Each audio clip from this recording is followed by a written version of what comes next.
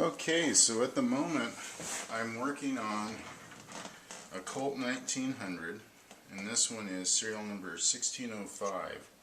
Now the significance of this one here is this one came from the second U.S. Army contract, and this one incorporates just two of the recommendations from the U.S. Army. And two of those recommendations were they wanted the slide serrations moved to the front, and they wanted to make deeper and wider,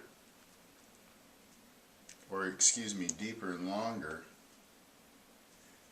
and they made these grips a little bit thicker, and they also made them put a crude checkering on them. Now, as I get this assembled, I'll show you the comparisons between the example of the first Army contract and this second Army contract that I'm trying to get this grip screw to take.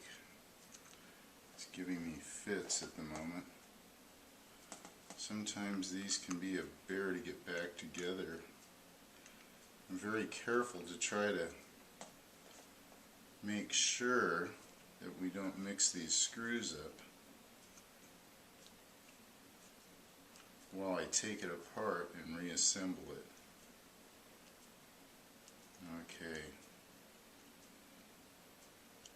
just got it together there. Make sure that the screws don't protrude into the frame.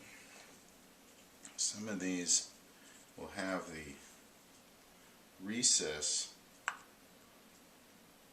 cut a little deeper than the others, and it will make it protrude down into the frame. Now, when they were testing these in the field, sorry if I'm a little slow, I'm trying to focus on getting this clean and in there. So there we go.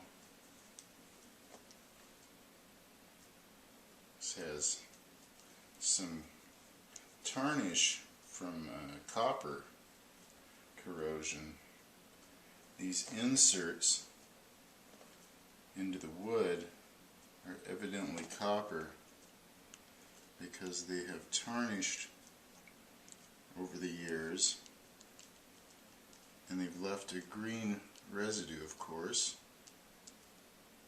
as they've tarnished. And so, anyway, some of the other things I wanted to note with this is some of these went to the Philippines. They went to Manila, and there was 200 of them ordered in that second Army contract. And as they came in and were inspected, they were stamped, and they were stamped with U.S. on the front trigger bow. And then they were also stamped with Ronaldo A. Cars stamp down here. So here you can see the difference. This is where we first see the slide serrations move to the front.